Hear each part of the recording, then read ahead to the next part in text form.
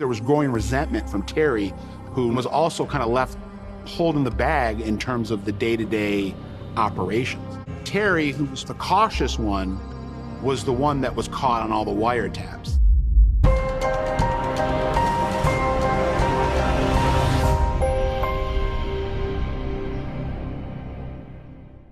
What's up, YouTube? It's your boy Mark Dark, and I'm back with another video. If you're new, if you love BMF, go ahead and hit that subscribe button. Like the video and leave your theories, comments, everything down below. Now today when we're talking about the BMF documentary, Blowing Money Fast, episode 5. This is my review. You guys let me know down below, how did this episode make you feel? A lot of things started to happen in this episode, man. The Club Chaos event, man, that changed a lot of different things in the organization. We're going to talk about that in this video. You guys make sure you check out my last 4 BMF videos.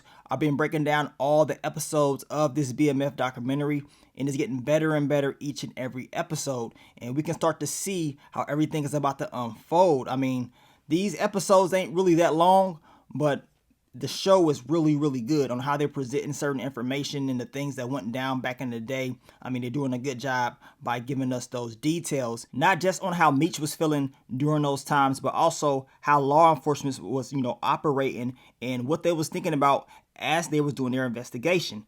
Now, we know Meech was taking over the ATL. We saw that in the last few episodes. He was blowing up more and more. We knew he had the billboards out there. Made law enforcement started to look in a little bit more on who BMF really was.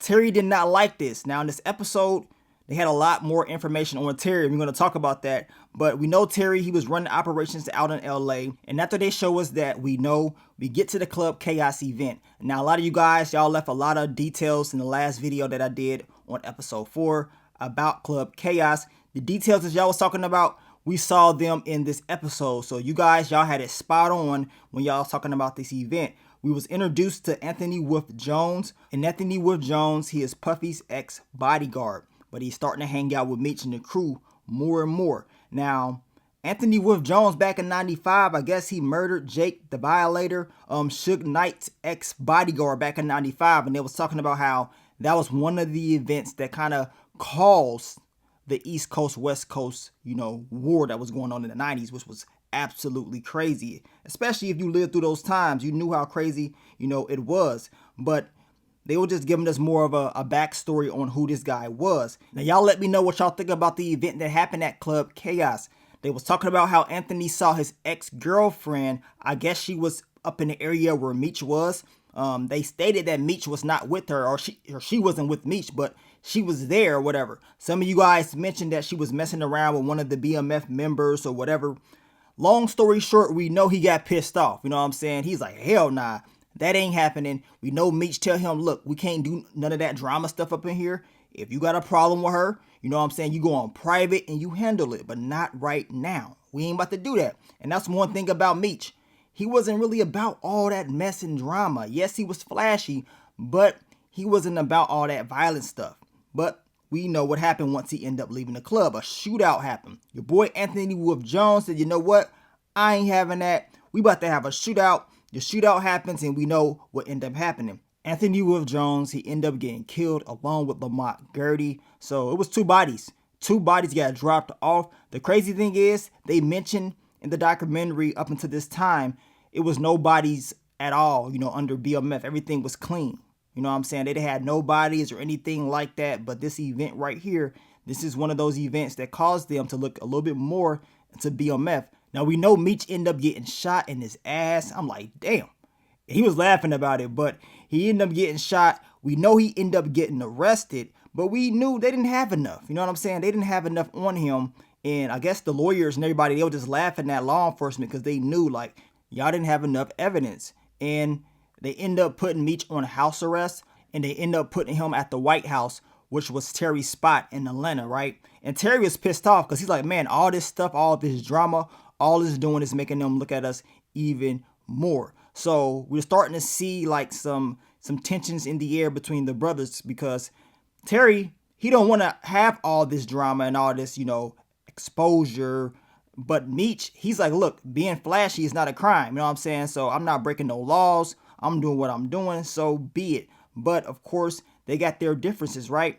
But We know law enforcement, they end up getting, I guess, a warrant or whatever to search the White House. They got some notebooks, and even those notebooks wasn't enough. But we know later on in the episode, the wiretaps helped them. You know what I'm saying? The information that they had from the wiretaps helped them understand what was in that notebook a little bit more, which at the end of the day, it helped them out in their investigation. We know the IRS, they got into it too, because the IRS is like, look, we can start an investigation on them as well. So they started to get everybody on them, man. The DEA was not playing around with those wiretaps. They was big fans of The Wire. I really like that part of the documentary because not only did law enforcement watch The Wire, we had BMF members loving it as well. They was watching it, and it was crazy how they was talking about how they will listen to BMF and they will talk about the episodes on The Wire about them throwing away the phones and stuff like that. And they actually thought about doing that, but I guess they didn't do it.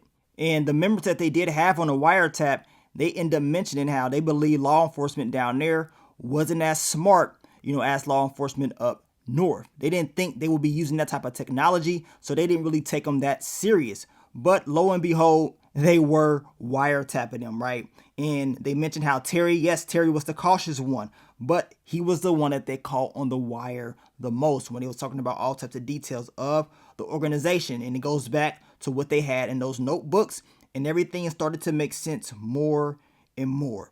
Then they started to get conversations about Meech being talked about, right? About him being too flashy, and maybe if he gets, too out of hand, maybe we should do something to him. So all this stuff that we were hearing about is just creating more and more tension between the brothers. Bad blood.